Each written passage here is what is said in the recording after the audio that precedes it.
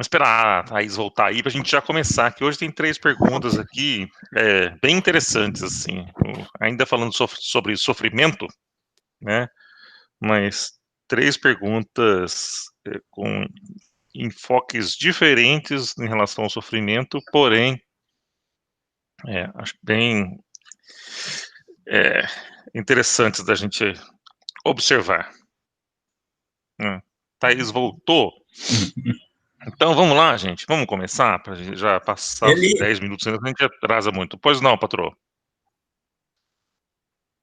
Não, eu queria sugerir, não sei se você já ia fazer isso, acho que sim.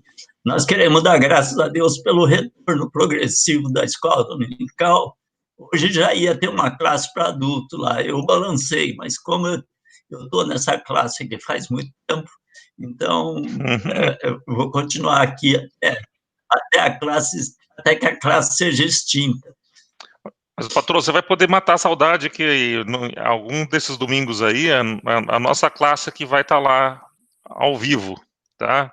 O que nós decidimos? Nós decidimos numa reunião ali com os professores e com a comissão da escola dominical que a gente deveria ter uma classe na igreja. Agora, porque as pessoas que vão para o culto e às vezes não tem tempo hábil de voltar para a sua casa, elas poderiam, então, assistir uma aula da escola dominical ali no culto, quer dizer, já fica direto e já assiste uma aula. Só que a gente achou que colocar mais um tema, né, lá, faria com que a gente enfraquecesse ainda mais as aulas online, porque primeiro tem um povo que gosta de novidade, né, aí você põe um professor novo lá, o que acontece é que teria que, gente, bom dia, Edir, teria que gente indo lá para aula. Então, o que a gente sugeriu? Que fizesse um rodízio, então, que cada professor fosse, então, um dia ter a tua aula lá na igreja. Então, hoje, por exemplo, a classe do Marçal ficou na igreja lá. Eu não recebi o planejamento ainda de quando, mas num desses domingos aí, a nossa sala será a sala que terá a aula lá. Então, quem for à igreja, no culto da manhã, pode ficar lá e assistir a nossa aula. E aí, quem está lá, vai poder ter a oportunidade, então, de assistir também a nossa aula, né? Nós não temos nenhum assunto assim... E a aula vai ser, desculpe, a aula vai ser presencial mesmo, não tem que levar mesmo. Equipamento, não, né? Não.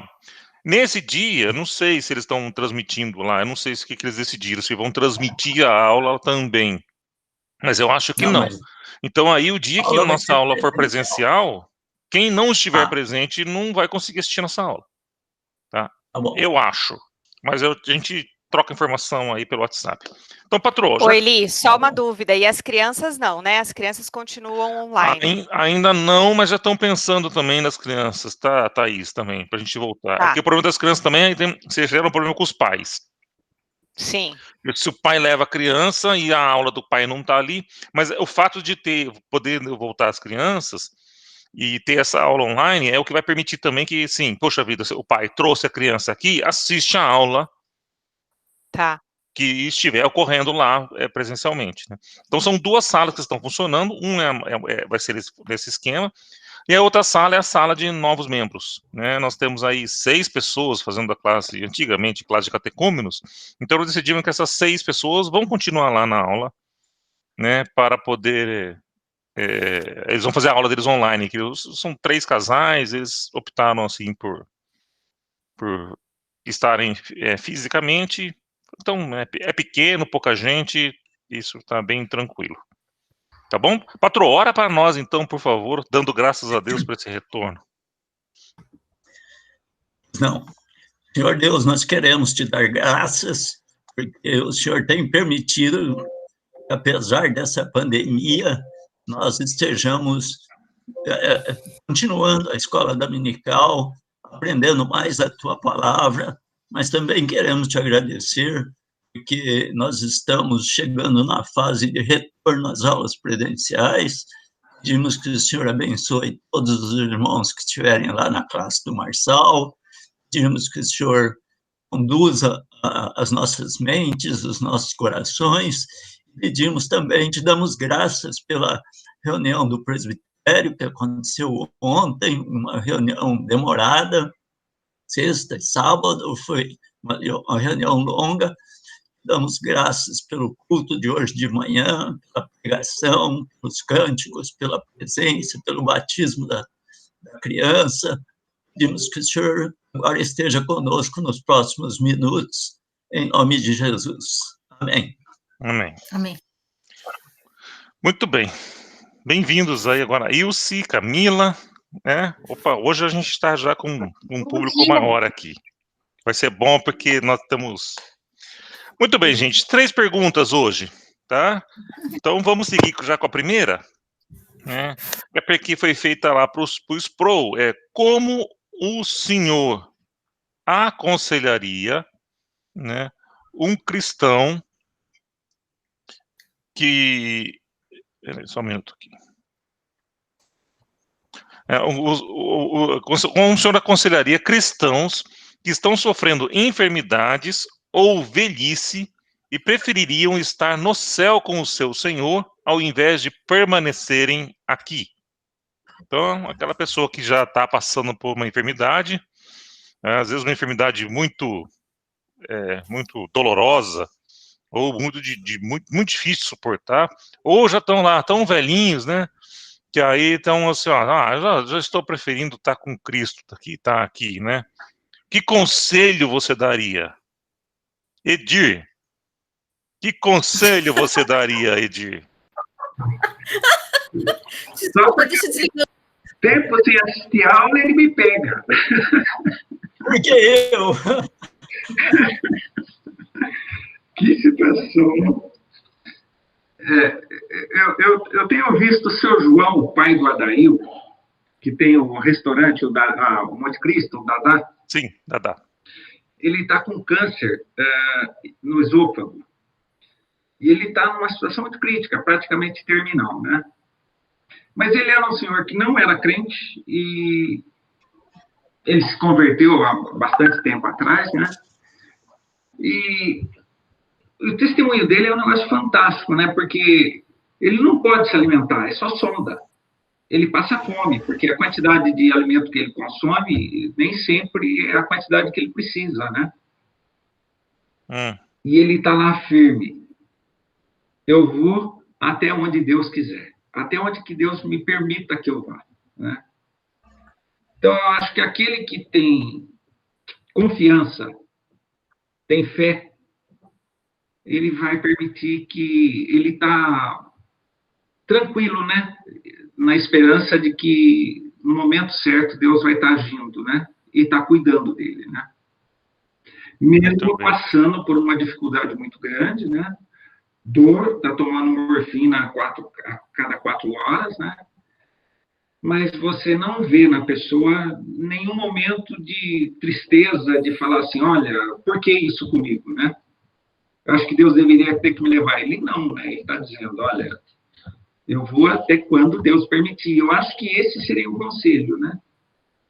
Você usaria o exemplo dele, então? Se uma pessoa tivesse uma pergunta sobre esse tipo, você usaria o exemplo dele, Exatamente. Edir? Tá bom. Cássio, na Bíblia, temos exemplos de quem pediu para... Assim, eu não aguento mais, preferiria ter morrido. Você lembra de alguém? Tem, parece que foi o profeta Elias, acho que depois que ele teve aquele combate lá com os 800 lá de Baal, que eu lembro, e depois ele passou por um período meio de turbulento na mente dele, pediu até para Deus tirar a vida dele, né? Aí foi um episódio que eu lembro, assim, né, que ele passou por uma situação bem complicada. Ele estava sendo perseguido pela Jezabel, né? Sim. Então, eu lembro desse episódio, que é um dos episódios bíblicos que eu mais gosto de ler em relação ao sofrimento. Aí teve aquela questão de que ele deitou, aí veio uma plantinha, a plantinha secou, tal, aí Deus falou para ele assim, pode deixar que eu estou no controle de tudo. Eu tomo conta de você. Muito bem. Alguém mais lembra de alguns personagens da Bíblia que... Sim. Sim. Sim. Pode falar. Jó. Jó amaldiçoou o dia que nasceu. Isso, entrou numa depressão grave. Se a gente tivesse naquele tempo, espera, papai. Se a gente tivesse naquele tempo, a gente ia determinar, falar, olha, característica de depressão grave, sofrendo e entrou numa depressão profunda, pedindo a morte. Aí, valeu, você, pai. Pediu a morte. Patrô. E eu acho que o Saul também, depois de uma batalha que teve lá, não sei como é que foi a batalha, porque eu não me preocupo com onde foi a batalha, nem quem foi contra quem, mas com os personagens principais ali. Só para confirmar, alguém pode confirmar. Saul pediu para ser assassinado por um assistente dele, depois, como o assistente disse que não ia matá-lo, ele se jogou em cima da espada. Alguém lembra desse episódio aí, né? Sim, é o final da vida de Saul ali. Mas eu queria... Isso. Eu queria dar um exemplo também na linha do que o Edir falou. Todos nós aqui acompanhamos a doença da Gley, né? Eu e a Ivani acompanhamos muito de perto, durante talvez mais de ano, uns 2 anos. E não é acompanhar de fazer visita, não era acompanhar de levar ela para o hospital, enfim, acompanhar mesmo. Não só nós, outras pessoas acompanharam também. Mas eu nunca vi, apesar dela sentir uma dor horrível. Quantas vezes nós levamos ela lá no Dr. Chiquinho para tomar um negócio desse, um negócio terrível, né? Como chama isso? Morfina, sei lá o que. A Débora depois pode falar. Mas eu nunca vi ela falar assim, olha, senhor, chegou a minha hora, me leve. Ela falou assim, a minha vida vai até quando Deus chamar. Eu vim ao mundo porque Deus me mandou. E Ele vai me chamar no dia que for da vontade dele. Muito bem. Eu quero lembrar... Oi, pode falar, Dani. Eu ia mesmo falar sobre esse testemunho da Gley, quando o pastor falou que ela levava lá no Francisco, é um médico da dor, ela tomava tipo de uma aplicação para diminuir a dor. Mas quando eu ligava para ela, ela dizia assim, eu falava, como que você está? Como Deus quer e até quando Ele quiser. Essa era a expressão que ela usava, como Deus quer e até quando Ele quiser. Então, isso me marcou muito, esse testemunho dela. Muito bem, nós vamos usar esses testemunhos aí e essas falas na segunda pergunta, já, né? Mas vamos aqui ainda terminar a primeira. Queria lembrar o profeta Jeremias, né? Que também passou por muito sofrimento, né? Ele foi praticamente rejeitado lá pelos seus, né? Inclusive, de tanto sofrimento que ele é conhecido até pelo conceito do profeta chorão, né? Um profeta que reclamava, ele também amaldiçoou os dias, o dia que ele nasceu. Você se era para sofrer tudo isso daqui, né? Era melhor não ter nascido. Né?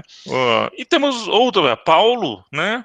Paulo disse que para ele, né, ele poderia enxergar, né, um benefício muito maior em morrer. Né? Ele enxergava também a necessidade dele estar vivo no ministério dele, mas ele enxergava a necessidade dele mas assim, para mim, morrer é Cristo, né? Então, esta realmente, segundo o que o Sproul fala, a resposta do Sproul, ele fala, esse é um sentimento, sim, nobre do cristão, porque demonstra um pouco a confiança que ele tem na sua salvação, demonstra a confiança, a sua fé, e demonstra que ele realmente entendeu que estar com Cristo é muito melhor do que estar aqui. E aí, né? Mas ele aconselharia dizendo que por mais doloroso que seja, Deus não nos permite dar cabo da nossa vida, né? Por mais que a gente, em determinados momentos, deseje esse tipo de uma eutanásia, né? Eu poderia, sei lá, acabar com a minha vida, porque é muito sofrimento, né? Ele diz assim, mas o entendimento de que Deus é soberano, o entendimento do cristão de que Deus está no controle sobre todas as coisas, e aí ele vai permitir que nós vivamos enquanto estiver dentro dos planos dele, isso também faz parte da vida do cristão. Falou, eu entendo, então, o sentimento, porque é um sentimento humano, e nós vemos heróis da fé terem esse mesmo sentimento, né? São pessoas que tiveram esse mesmo sentimento. Não é um sentimento muito incomum, porque determinado tipo de dor, né, e esse tipo de sofrimento faz a gente realmente desejar deixar de viver, né? Vamos lembrar lá de Eclesiastes 12:1, né? Já lá em Eclesiastes está dizendo, lembra-te do teu Criador, né? Eu estou com ele aberto aqui e já vou ler. Nos dias da tua mocidade, antes que venham os maus dias, e chegue os anos dos quais dirás, não tenho neles prazer. E é muito difícil a gente viver sem nenhum tipo de prazer, né? A gente vai abalando o nosso espírito, como a Débora falou aí, né? O caso de Jó, acaba entrando em depressão, não é fácil. Mas eu gostei das respostas de vocês aí, né? Acho que nós temos pessoas, bons exemplos de pessoas que também sofreram, passaram por dificuldade, mas foram perseverantes. Quem me chamou? Eli. Oi, pode falar. No Eclesiastes, a maneira como ele começa no versículo 1 é muito profunda. Ele diz assim, lembra-te do Criador quando? Nos dias da tua mocidade. Nos dias da tua mocidade. Olha só, hein, que legal. Ele não fala assim, lembre-se do teu Criador no dia que você estiver velho, estiver sem dente, sem não sei o quê. Mas ele diz assim, lembra do teu Criador nos dias da tua mocidade. Às vezes é difícil de a mocidade entender essas coisas, mas a palavra de Deus é muito sábia. Não pode deixar para depois, não. Lembra-se do teu Criador. E aí segue esse capítulo aí, que é maravilhoso, é um dos capítulos mais bonitos da Bíblia, que é o Eclesiastes 12, pelo menos para os velhos. Eu acho que aqui, pelo exemplo que nós tivemos, né, daí do pai do Dadá, da Glei, quer dizer, se você não, se nos dias da tua mocidade você não se lembrou, nessa velhice, talvez você não terá fé suficiente para suportar a dor e as dificuldades, né? Então é muito importante que você se lembre, que você se aproxime de Deus, que você esteja numa intimidade com Ele, porque aí depois você vai compreender, né, a soberania dele, e que Ele está no controle sobre todas as coisas, até sobre essas doenças, né, e dificuldades. Débora? Eu acho que é super importante isso que você falou sobre estarmos atentos, que nós não sabemos os tempos e as horas.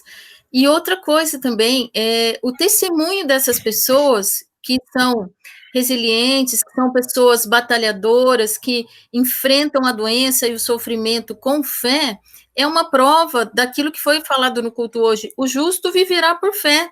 Então, a gente tem nesses grandes homens, nesses grandes exemplos, um exemplo de pessoas justas que conseguiram superar esses períodos e são exemplos para nós. Por que Deus permite o sofrimento? Para que o nome dele seja glorificado. E através dessas pessoas o nome dele é glorificado. Para a gente faz diferença, já para a gente que aceita e tem Cristo no coração. Para as pessoas de fora é um exemplo fantástico. Entendeu? A gente, quando está na parte boa da vida, na mocidade, eu, por exemplo, a Thaís, as pessoas, você, o Eli, a coisa, jovens, estou brincando, Cássio, meu querido, todos da juventude, meu pai, o Edir sorridente, eu não vou falar o nome de todo mundo, senão eu vou ficar doida. Enfim, a gente dá bom testemunho, a gente tem que dar bom testemunho, mas a pessoa que está no sofrimento e a pessoa que consegue se manter dessa forma altiva, se manter fiel a Deus, dá um testemunho fantástico. Eu acho que é nessa hora que a gente vê o quanto essa pessoa é temente a Deus. Muito bem. É isso aí, Débora. Vamos para a segunda pergunta, então, porque agora ela traz uma outra questão aqui, né? No livro de 1 Tessalonicenses, somos chamados a dar graças em todas as circunstâncias. Em algumas ocasiões, ouvi meus irmãos e irmãs em Cristo agradecerem por coisas como morte e doença. E creio que isso é loucura. Deveríamos fazer isso? Deveríamos dar graças por morte, por doença, por catástrofes, né? Por às vezes tragédias que acontecem na nossa vida? Vamos escutar aí as mulheres, né? Ilse. A Ilse tá com o microfone aí, a gente não está enxergando, tá com o vídeo, o microfone, mas se ela estiver nos escutando, Ilse, pode responder, senão vou passar para a Thaís. Pode passar para a Thaís. Ah, tá bom. Então vai, Thaís. Certo. Eu acho que é isso que a Débora falou, né? É muito difícil a gente dar graças a isso, mas Deus permite o sofrimento justamente para o nome dele ser glorificado. Então, às vezes, quando a pessoa se vê nessa situação e percebe a intimidade que ela esteve mais próxima a Deus, ou como isso a engrandeceu, né, nessa parte do espírito, eu acho que esse é o motivo da glória, né, e em consequência, por exemplo, de uma doença ou situação difícil. Eu vejo assim, penso quando meu pai faleceu e eu consegui ver com mais clareza. Eu acho que é isso. Muito bem. Quer falar, Ilse? Não, obrigada. A Thaís falou muito bem. Essa menina é uma graça, viu? Cada dia ela surpreende mais a gente. Muito bem. O que mais? Cássio? Assim, é um pouco difícil, né? Mas compreendendo as escrituras, né? Em Romanos falam muito disso, né? O capítulo de Romanos é o capítulo 8, que fala que nada pode nos separar do amor de Deus, né? Inclusive, todas as coisas colaboram, né? Para aqueles que amam a Deus, né? Inclusive, essas questões de sofrimento, nessas questões de... todos os momentos nós devemos dar graça, né? Nós que somos cristãos que têm essa consciência bíblica, essa maturidade espiritual, nós temos isso com a gente com uma grande certeza. Então, assim, não há dúvidas que, claro que, como humanos, nós viveremos situações um pouco mais difíceis, mas o Espírito Santo de Deus vai testificar em nós, né, que nós devemos dar graça, sim, porque Ele está no controle, né? Deus é soberano, Ele está no controle, e porque se a gente lembrar sempre a história de Jesus, né, que Ele se colocou em nosso lugar lá na cruz, né, se entregou pelos nossos pecados, eu acho que tudo, né, a Bíblia diz que tudo, né, tudo nós devemos dar graça. Bom, então, se a gente tem que dar graças a Deus em todas as circunstâncias, se um cristão que está passando por um momento de dificuldade, seja porque perdeu um ente querido, ou porque está passando por um sofrimento muito difícil, né, e ele não está lá cantando e dando graças a Deus por tudo aquilo que ele está passando, né? Ele está com um certo distanciamento de Deus? Ele está com a sua fé enfraquecida? Edir?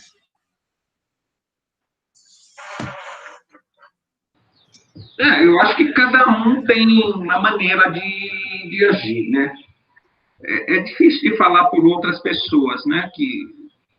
Qual é o sentimento que ela está tendo, né?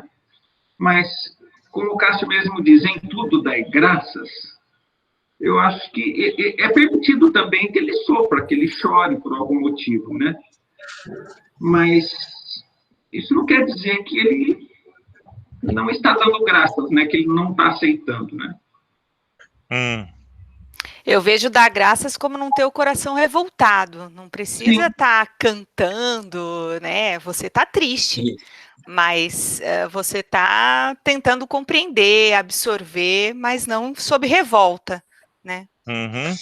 Eu acho que é permitido que você chore, que você tem sentimentos, né? Então, isso não quer dizer que ela não está revoltada, estar revoltado é uma situação diferente, né? Débora, você como médica, se uma pessoa aí que passou por uma tragédia, né? sei lá, eu presenciei um dia na Bosch um rapaz que está muito preocupado com os pais dele, e os pais dele iam sair da casa deles e ir para uma outra casa. É um senhor, pessoas idosas já. E quando eles iam chegar, ele ia ligar para avisá-lo. E ele falou assim: meus pais eram para ter chegado já há 1 hora mais ou menos e não me ligaram. E ficou aquela situação. E ele falou assim: há 2 horas ele não me ligou. E ele começa a ligar para um, começa a ligar para outro. E alguém tem ideia e fala assim: deixa eu dar uma olhada no site da Polícia Rodoviária, né? E quando a pessoa olhou no site da Polícia Rodoviária, ele ficou branco, porque ele viu que tinha sido um acidente grave, o carro tinha inclusive pegado fogo. E o cara, ele falou assim: agora eu não sei se eu conto ou não conto, porque, né? Aí ele falou assim: ó, avisa alguém do ambulatório para vir para cá, né? Porque a gente vai ter que avisar, a gente vai ter que falar para a pessoa.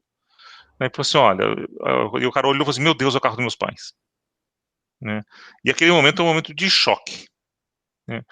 Débora, se essa pessoa que recebe essa notícia, né, em vez de passar pelo choque, ela dá graça, naquele momento, obrigado, meu Deus, porque meus pais faleceram.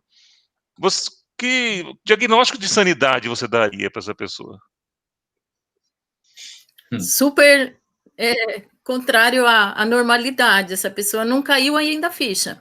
Existem algumas reações ao luto, né? Ao enfrentamento de uma mensagem tão grave quanto essa.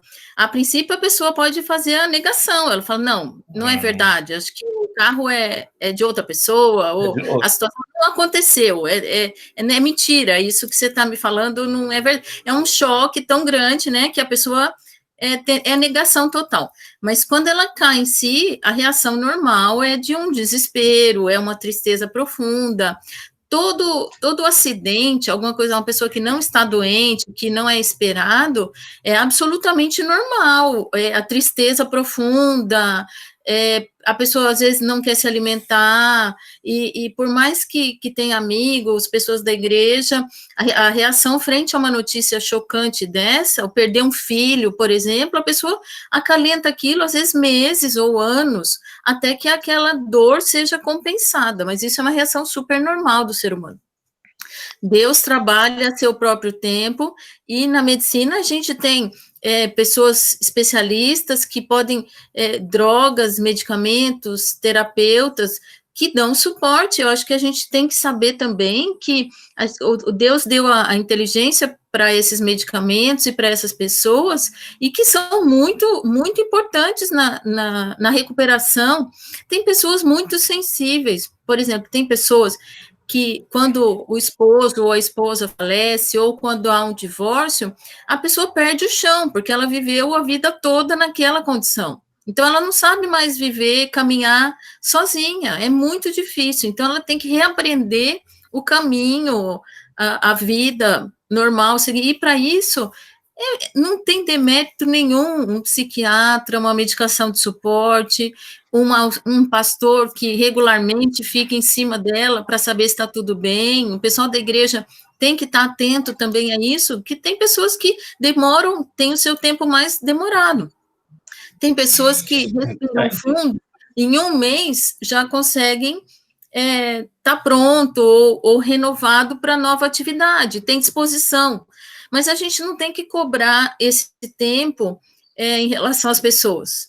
Deus vai trabalhar e a gente não pode duvidar da fé dessa pessoa. A gente tem que, pelo contrário, tem que estimular. Se ela tem disposição a frequentar a igreja ou participar das atividades, tudo bem. Se não, tudo bem também. Cabe a nós ligar, dar uma palavrinha, falar: e aí, tá tudo bem? Se está precisando de alguma coisa?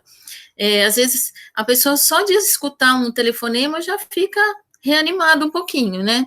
Então, eu acho que esse enfrentamento ao choque é individual e é muito natural. Uhum. Eu acho que a gente tem que estar preparado. Aliás, o ser humano não está muito preparado para esses dramas agudos, mas Deus vai confortar a seu tempo. Muito bem. Só um comentário, né? O que a Débora falou, né? É bem interessante, porque a Bíblia a gente tem uns relatos que quando morrem algumas pessoas, né? tem aquele luto prolongado, né? Acho que tem alguns relatos da Bíblia, acho que até na morte de Moisés, que teve uma lamentação durante muitos dias.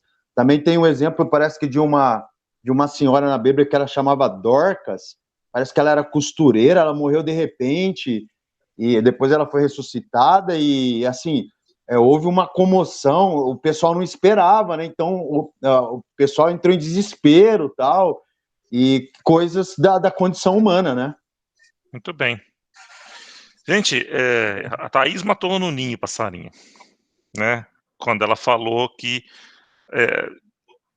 em tudo dar graças não pode ser traduzido de forma equivocada, no sentido de que estou passando por uma tragédia, minha família está passando por um momento de muito sofrimento, e aí um ato de insanidade, eu vou estar lá, né, querendo ignorar ou negar essa realidade, né, para então sair cantando, dando graças a Deus, porque eu perdi meu filho. Não é esse o sentido da Bíblia. O sentido da Bíblia é o que a Thaís falou. Eu não me revoltar. E por que não desta revolta? Por entender que Deus é soberano sobre todas essas coisas. E Ele será capaz de, através deste sofrimento, moldar a minha vida. Fazer com que eu possa depois, mais tarde, uma vez que passou o luto, ou uma vez que passou o sofrimento, né, para que eu possa compreender por aquilo que eu passei.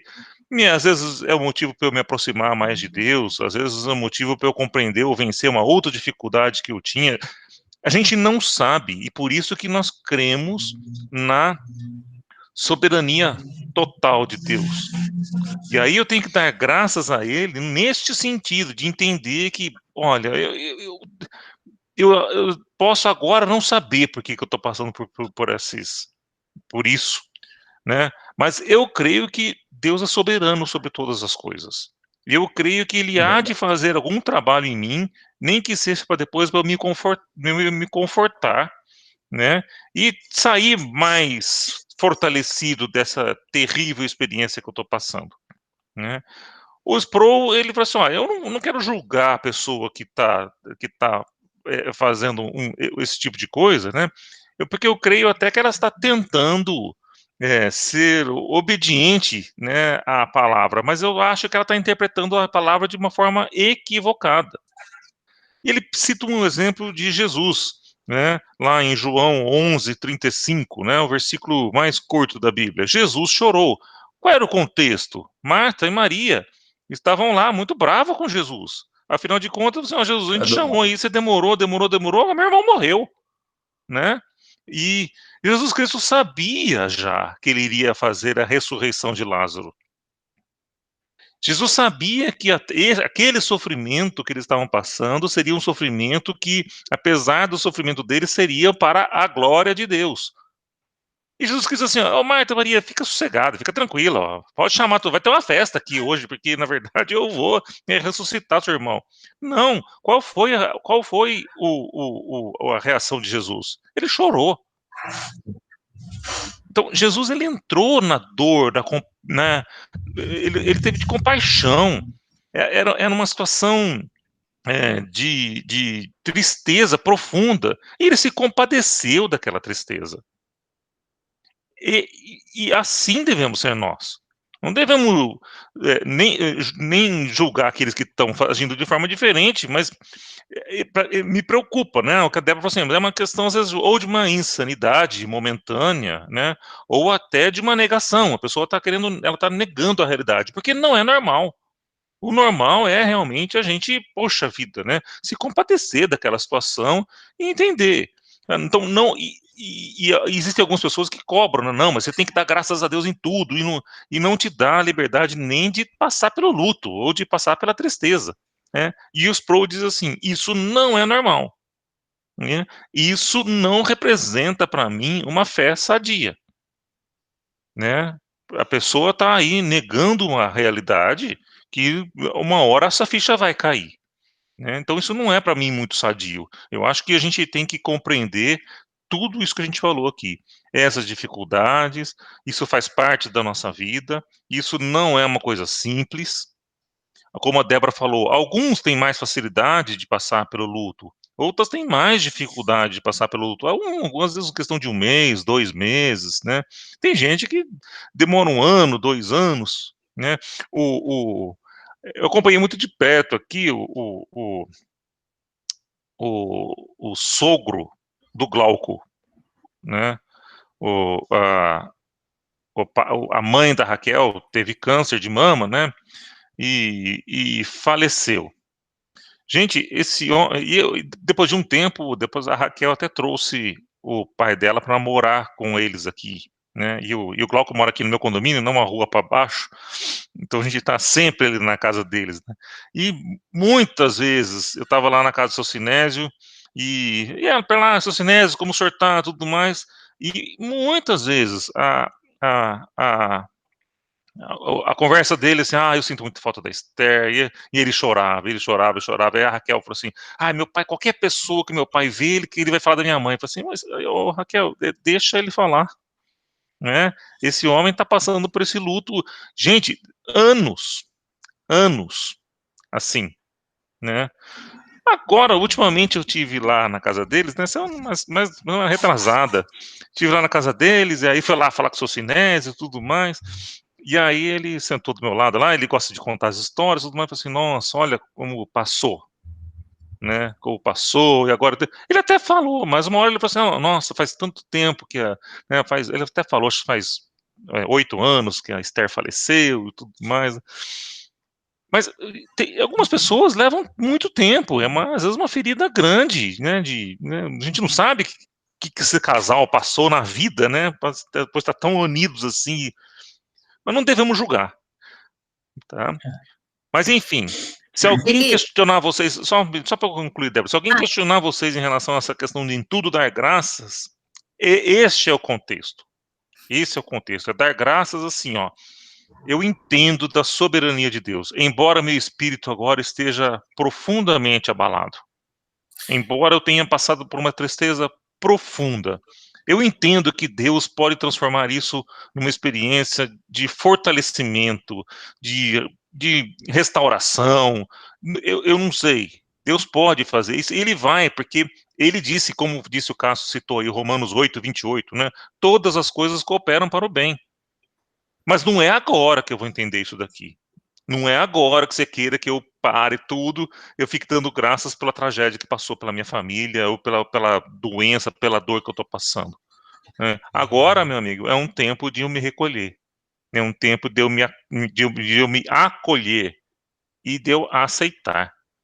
Mas creio que Deus é soberano sobre todas as coisas. E por isso, nesse sentido, eu dou graças a Deus porque Ele está cuidando da minha vida. Pois não, Débora? O seu Sinésio foi meu paciente nesse período aí de recuperação. É interessante essa correlação da parte que você tem como pessoa, de morar perto, e eu tenho como paciente. Ele desenvolveu uma falta de ar, que ele tinha falta de ar por qualquer coisinha. Ele andava um pouquinho, ele subiu uma escada, e a gente fez o check-up, rastreou tudo, a Raquel estava bastante preocupada. Chegamos a medicar com algumas bombinhas, algum spray, porque ele tinha sido exposto a uma fumaça no trabalho, e nada melhorava. Aí eu falei, olha, seu Sinésio, que bom, aparentemente não é uma doença pulmonar, ou não é uma doença que esteja mudando muito com essa medicação. Nós vamos fazer, então, alguma atividade física, só um exercício, uma recuperação com fisioterapia, e nós vamos dar um tempo, porque provavelmente essa falta de ar do senhor não é de origem física. Ele falou, sabe que eu achava isso desde o começo? Eu não queria te falar, porque a Raquel insistia para que eu viesse na consulta, mas eu tenho quase certeza que isso aí é um abatimento, é um negócio que eu tenho dentro de mim, e conversou, aquele jeitinho dele, ele é muito simpático, assim, muito... Aí eu falei, que bom, seu Sinésio, a gente está podendo chegar a esse consenso, e logo o senhor vai se sentir melhor, essa falta de ar vai passar. Então, assim, com isso também ele se aproximou mais de Deus, ele gostava de ir na igreja, tal. Então, é uma sensação bacana essa recuperação que você falou, a seu tempo, né? Tudo a seu tempo, e a gente tem que tentar entender essa perspectiva humana também, porque tem gente que, sinceramente, vai continuar falando do ex-esposo ou da ex-esposa sempre. A gente não pode criticar ou deixar falar, a pessoa está ficando caduca, né? Porque a gente, aquilo que você falou, a experiência de vida dela é associada à pessoa. Então, eu acho que o respeito às pessoas idosas, ao exemplo de vida, ao que a pessoa... E a própria personalidade das pessoas. Tem pessoa que é mais chorosa, gente. Confia nisso. Tem pessoa que passou por um problema e em 15 dias chacoalha a roupa e volta à vida normal. E tem gente que tem essa lamentação. É um Jeremias na vida, vai estar chorando a vida inteira. E que bom que a gente tem várias personalidades. E a gente, eu sou meio prática, assim, eu sou meio de chacoalhar a roupa e seguir adiante, mas eu aprendi a cuidar de pessoas lamurientas, chorosas, que têm esse jeitinho mais carente. E nós, como cristãos, temos que acolher todas as personalidades. Os que são muito práticos e dispostos e que se renovam mais rápido, e os que têm essa lamúria, esse jeitinho mais carente mesmo. A gente tem que, no sofrimento, a gente tem que acolher, sabe? Quem está bem, o outro está sofrendo, saiba ser o acolhedor nessa hora, né? Muito bem. Eu achei essa pergunta bastante interessante, gente. Que eu acho que às vezes a gente mesmo às vezes passa por esses dilemas, né? Nossa, porque eu tô com o espírito abalado, tô com o espírito aqui, né? Tão triste. E Deus diz para dar graça a todas as coisas, né? E às vezes a gente mesmo não se acolhe. Terceira pergunta. O que a Bíblia nos ensina a respeito de confortar alguém que está sofrendo por causa de um crime que cometeu? Eu vou colocar um crime, também vou colocar aqui também um pecado que cometeu. Aquela pessoa que está sofrendo por causa de um crime ou por causa de um pecado que ele cometeu. O que a Bíblia nos ensina a fazer? O que nós devemos fazer? A Camila está aí, Camila? Não escutei sua voz ainda hoje. Oi, Eli, eu tô Então, vamos lá. Tem, com relação ao pecado, né, que se comete, tem um versículo que fala muito ao meu coração, que fala assim, que se o nosso coração nos acusa, Deus é maior que o nosso coração para nos perdoar, é algo nesse sentido. Que aí a gente vem ao encontro do que você falou, que muitas vezes a gente não se deixa confortar pelo perdão de Deus. Então, a gente deixar que Deus nos conforte pelo pecado que a gente cometeu. Então, você cometeu por exemplo, eu cometi um pecado. E aí, às vezes, eu fico me martirizando, assim, aquilo bater, assim, fica na sua cabeça, né? E aí, um dia, Deus confortou meu coração com isso. Ele falou assim, não, se o seu coração, né, que Deus nos fala pela palavra, né, ele fala, a fé vem pelo ouvir e ouvir pela palavra, e lendo a palavra, ele falou comigo por intermédio desse versículo, que ele é maior do que o meu coração, então, ainda que a gente acha que ele coloca senso de justiça no nosso coração, mas ele é o justo juiz, ele é quem nos perdoa. Então, se ele nos perdoou, quem somos nós para não nos perdoarmos, não é? Camila, deixa eu aproveitar a tua fala aí, porque a gente já falou isso aqui uma vez, mas você falou uma coisa muito interessante aí, que se Deus é maior, né, e às vezes a gente fica, às vezes essa atitude da gente não aceitar o perdão de Deus, né, pode parecer aí uma atitude de humildade, né, de a gente aparentemente parecer que a gente tem uma devoção profunda, tão grande, que eu não sou merecedor, mas a gente tem que tomar cuidado, porque às vezes isso pode se tornar uma atitude de arrogância, porque eu deveria entender que Deus é maior, e se ele disse que ele vai perdoar, a gente precisa, né, às vezes aceitar e entender. Então, pode parecer, o Sproul fala isso no livro, tá? Que pode parecer um ato de humildade, mas no fundo é um ato de arrogância. Vamos dizer assim, eu me acho maior que Deus, né? Então, muito bom seu comentário. Alguém mais quer falar, gente? Mas eu acho que a gente não chegou ao ponto de abordar aqueles que cometeram um crime, quer dizer, que é o fim da pergunta lá. Isso A sociedade civil, ela tem as leis e as regras que punem aqueles que cometem algum tipo de crime. Digamos que a justiça seja justa, e então condene a pessoa. O fato dela ter cometido aquele crime, ela tem que se sujeitar às leis. Agora, do ponto de vista espiritual, o que a gente pode fazer não é pedir para Deus não dar uma penalidade para ele, não cobrar legalmente aquilo que ele fez. Mas o que a gente tem que fazer é orar pela pessoa para que ela se converta, para que ela mude de atitude, para que ela perceba que ela estava no caminho errado. Se a pessoa pode mudar de caminho, por que não? A gente tem visto, quando eu era Gideão, às vezes a gente ia nas prisões, levar o Novo Testamento. A gente tem exemplos nos Gideões de muita gente, muito prisioneiro que se converteu estudando a palavra de Deus, mas alguém tem que ir lá levar a palavra de Deus para eles. Eu dou graças a Deus, porque às vezes tem pastores que se dedicam a fazer isso profundamente, vão lá. Né? Então, tem duas partes. Uma parte é a parte espiritual, que convém ficar a nosso cargo, a cargo daqueles que creem, e tem a parte legal, que deve ficar a cargo da justiça humana, porque senão a gente tem que ver que a autoridade também é dada por Deus. Autoridade. Não adianta você querer enfrentar um negócio, não aceitar a realidade.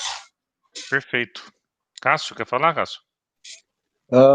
É interessante, né? Eu não vou lembrar, provavelmente você deve ter o versículo aí, e o texto bíblico, que fala que nós, né, devemos visitar, né, as pessoas na cadeia, no presídio, né? E o que eu entendo sobre essa questão, assim, é de a gente exercer misericórdia como Deus exerceu sobre nós, né? Nós temos que ter misericórdia, porque a gente não pode contrabalancear os pecados, né? Todo pecado é pecado, né? Mesmo sendo um crime hediondo cometido por alguém e um pecado que nós mensuramos, né, ser menor do que o dele, né? Mas é pecado da mesma forma. Deus ele vê tudo isso daí na mesma linha, né? A linha é tênue, né? Não tem medidas, não tem coisas para mensurar, né? Se a gente trazer na questão dos pensamentos de Deus que a gente não entende, a gente sempre tenta nivelar as coisas, né? Claro, igual o patrão falou, se o cara comete um crime, se uma pessoa comete um crime, ela tem que pagar por esse crime, mas a nossa postura como cristão é olhar para essa pessoa com misericórdia. Se a gente puder levar consolo para essa pessoa, levar uma palavra de conforto, e principalmente a palavra de salvação, né, que é o evangelho, né, eu acho que essa é que é a postura correta do cristão em relação a isso. Muito bem. Mateus, Hebreus 13:3, tá? Hebreus 13:3. Lembrai-vos dos encarcerados, como se presos com eles. Depois fala dos que sofrem maus tratos, como se com efeito vós mesmos, em pessoa, fosseis os maltratados, né? Aí vamos abrir também lá em Mateus 25, versículo 36. Versículo 36. E diz assim: estava nu e me vestistes, enfermo e me visitastes, preso e fostes ver-me. Então, a atitude, é a resposta do Sproul, a atitude do cristão, ele é uma atitude de compaixão. O cristão, ele tem que ter compaixão com essas pessoas. Isso não implica em a pessoa não pagar pelos seus erros. Isso não implica em você brigar contra a justiça para com que essa pessoa, então, não tenha que cumprir os seus anos de prisão. Não é isso. Afinal de contas, se assim fosse, a sociedade não seria justa. A sociedade não é justa, né? Mas a gente tenta, através disso, estabelecer critérios de justiça, porque senão os homens são maus e fariam coisas terríveis, não fossem esses modelos. Então, não queremos, com essa ideia, dar a falsa impressão de que esse tipo de castigo, seja ele qual for, do mais brando ao mais terrível, né, que às vezes pode ser no caso dos Estados Unidos, onde tem até a pena de morte, né,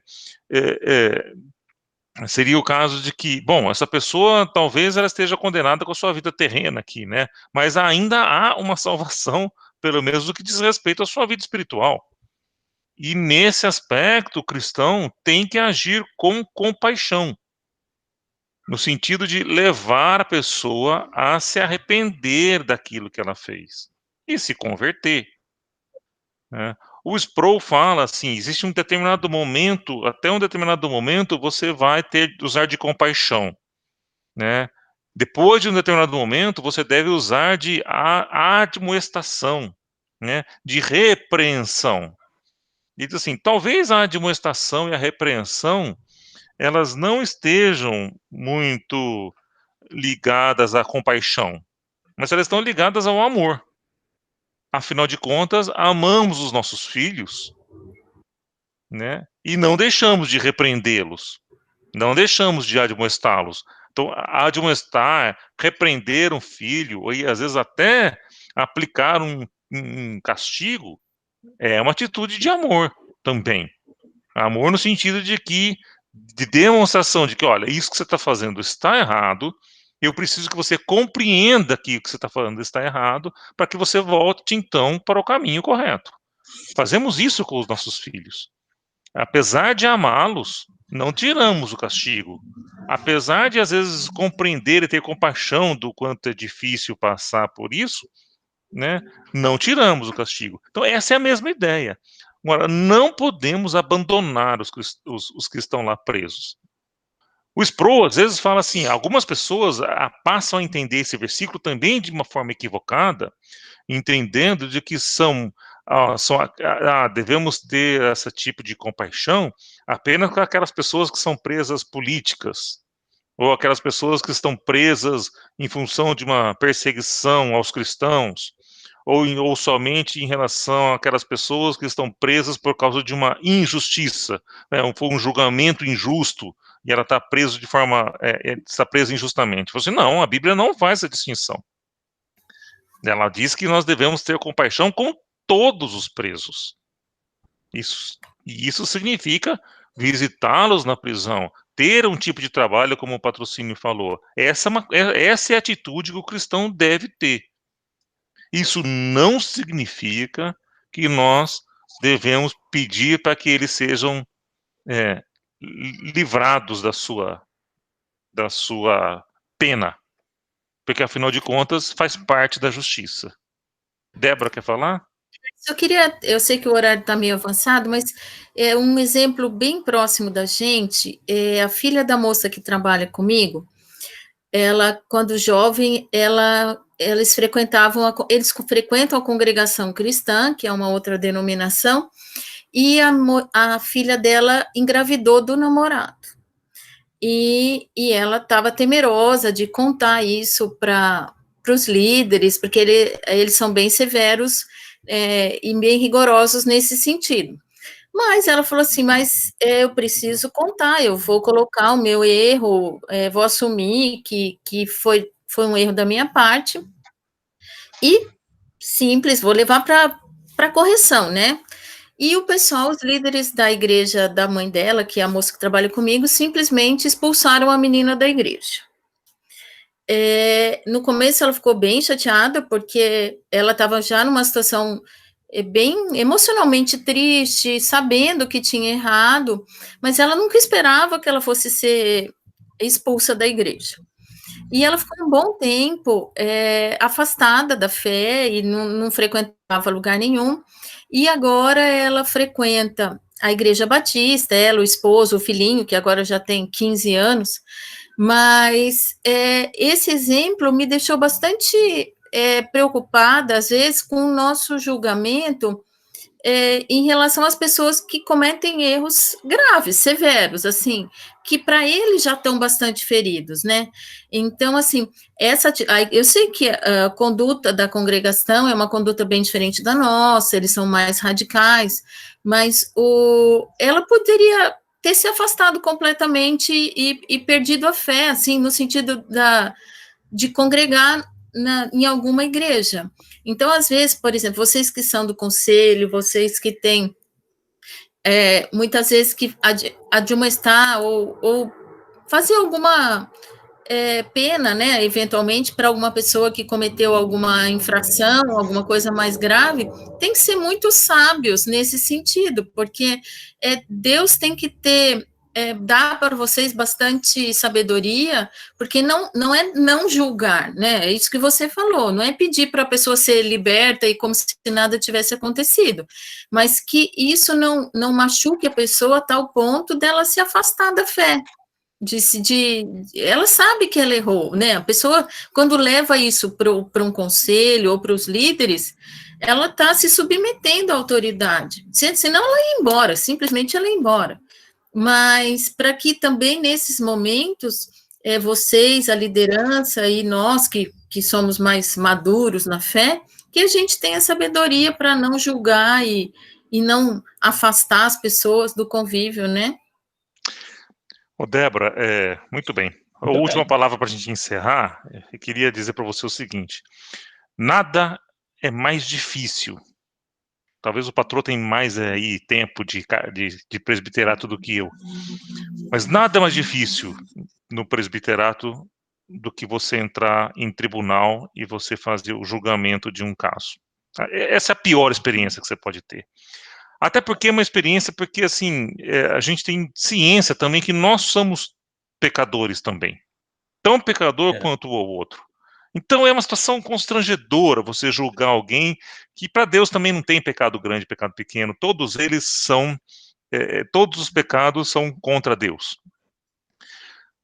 O que eu posso dizer, assim, de uma experiência que a gente vê, você pode olhar todos os casos em que, o tempo que eu estou no conselho, aí, acho que 12 anos, o que a gente tem é o seguinte: as pessoas que se chegaram ao conselho arrependidas, confessando ali o seu erro, né? Mas numa atitude de arrependimento, numa atitude de querer realmente se voltar a Deus, né? Estão hoje firmes na igreja. Pessoas que vieram com algum tipo de arrogância, pessoas que chegaram que, sabe, às vezes nem queria ir, não quiseram ir na reunião, né? Foram chamados então para a reunião, não foram, você não quer ir, né? E em alguns casos chegamos a casos extremos de ter que desligar do hall de membros, né? Estão afastados. Então, no final de contas, a gente olha o seguinte: o coração da pessoa vai determinar o que vai acontecer com ela diante daquela situação. Se ela tiver um coração de arrependimento, a igreja vai, pelo menos a nossa igreja, posso dizer com certeza, e o nosso conselho, vai estar de braços abertos para receber, porque nós temos que usar de compaixão. Mas da mesma forma, se não há arrependimento, nós precisamos usar da justiça.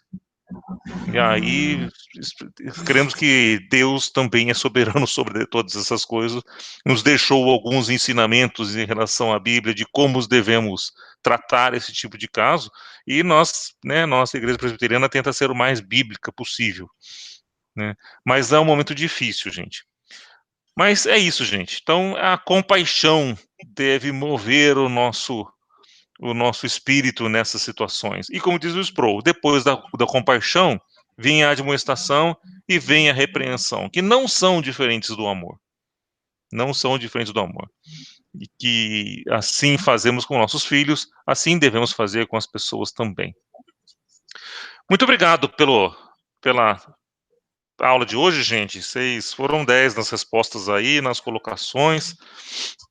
E com isso, acho que a gente encerra aqui o capítulo de sofrimento, porque estamos acabando aí, não temos mais muitas aulas ainda eu gostaria de abordar alguns outros temas, para a gente não ficar muito no mesmo tema. Tem algumas perguntas interessantes ainda na questão do sofrimento, mas aí, se alguém quiser, tiver interesse, procura o livro e tira essas dúvidas, mas para a gente ainda tentar abordar outros temas que eu vou estudar essa semana, para a gente trazer semana que vem. Tá bom? Muito obrigado pela presença de todos, pela participação de todos, e um bom domingo. Vejo vocês aí semana que vem. Tchau, gente. Bom domingo. Tchau, tchau.